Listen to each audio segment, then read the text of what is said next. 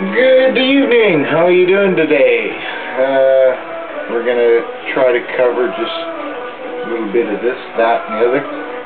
Okay, so let's go. Anyway, we come over here to our jig. What I've done is I glue all the pieces together here so far, and now the next step. This is the way I've chosen to do it. Okay. Like I like to use this unit right here, and what I'll do is I put a black line on the master, okay, and as I run it through this unit, I'll just turn it on. See how it goes up and down like that? Well, it'll sand like crazy, so I'll sand it right down, and as soon as that black line just barely starts dissipating, and you see it just starting to ever so slightly go away, that's where you stop. You always keep this piece moving, never stop it or it'll dig a hole right into the piece of your work, okay? Head on back here for a second. If you've noticed, I've marked these both master and a master there, and when I put them together, just so happens that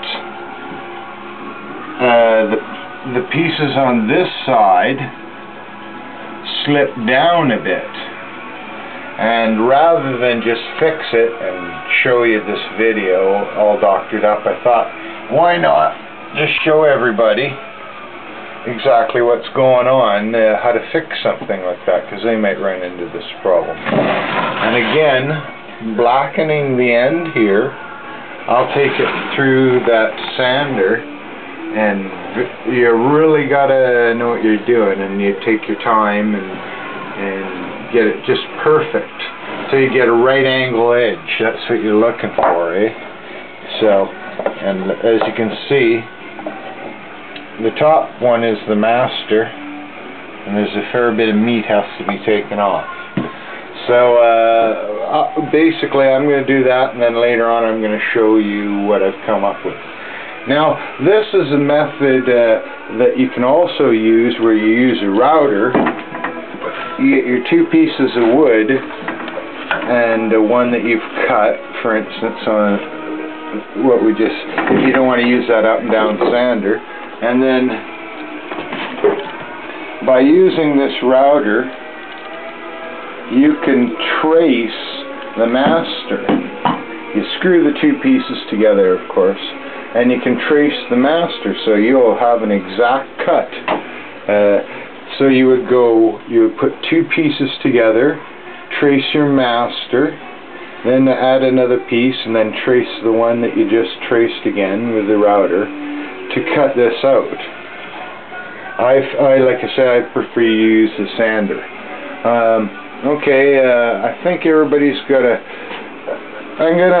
once I get these, this is a nice level table, okay? And I know that for a fact because I've used a machinist square. And another idea, if you don't want to use that, you can get a really good carpenter's level, and they are flatter than flat.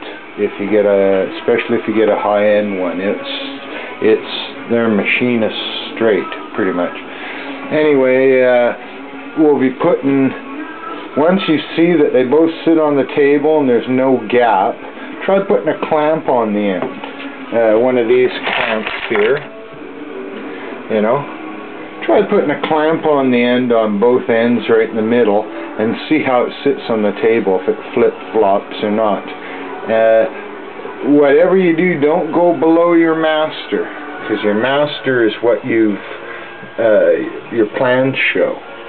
And if these sides, you want them to be identical and to be symmetrical. And if they aren't, you're wasting holding. Take your time doing this, because this is what's going to make you build a better guitar. Okay. Now we're on to this piece here, which is eventually going to look like that, I hope.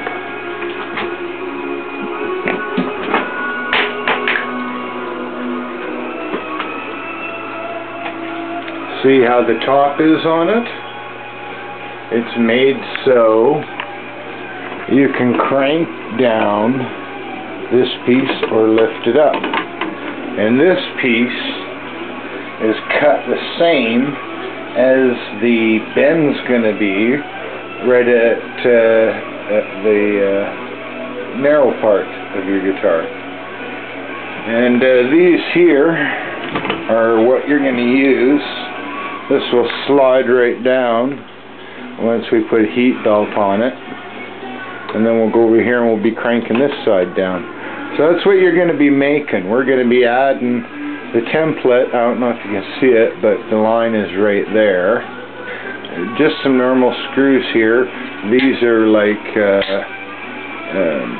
bungee type little units that I got from somewhere. You can find something to adapt. It'll be a spring or whatever is going to work for you. You know, everybody's pretty inventive. They'll come up with their own design, something that they like that works for them. So this is the piece right here. One thing I want to do is you'll go, I've already started, and go like this with a pencil. These are all the pieces that I cut to make from the inside of there, remember? They're slightly undersized by about 2 millimeters, but that's perfect because when you build your sides, they're gonna, when you bend them, sorry, they're gonna spring back on you. So you're gonna want something actually smaller than what you're doing. Now this is the only time you're ever gonna use a tool like this. And what I'm gonna do is I'm gonna basically run it on the tip. And I'm just going to sort of, by drawing the pencil marks on it, I'll be able to smoothen it out a little bit, just in certain areas. And then if you want, you can move to a tool like this with something like 80 grit or 50 grit or something like that. And learn how to use the tool, especially if you're not a woodworker. This is a good test for you to learn how to do it, and it's not so critical. It's not like the guitar itself where people are going to marvel at it.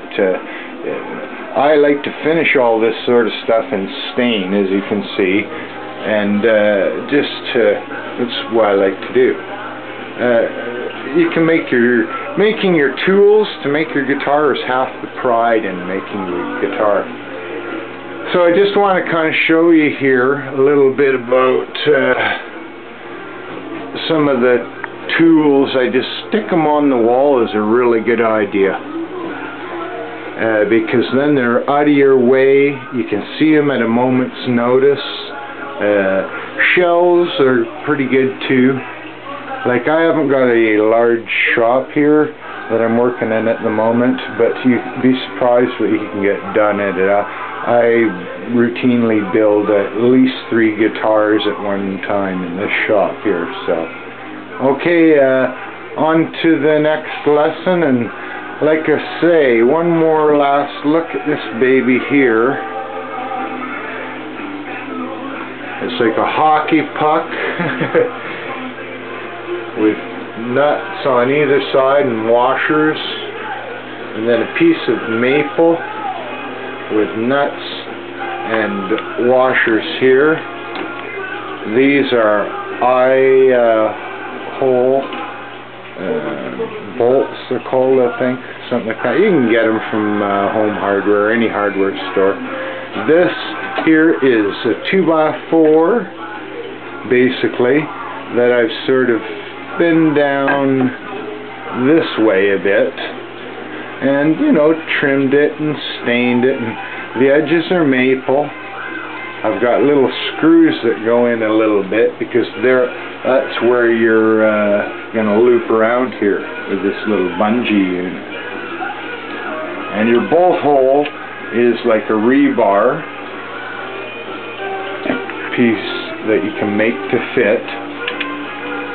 And I just put the second bolt on there to give it stability and that. And basically you'll be cranking this down to bend your sides. Okay? So anyway, I'm going to close this lesson here and we'll move on to another. Hope this has been good for you. You're going to learn how to make a whole bunch of tools and stuff like that. And really, workbench, great idea. Okay, talk to you later. Bye-bye.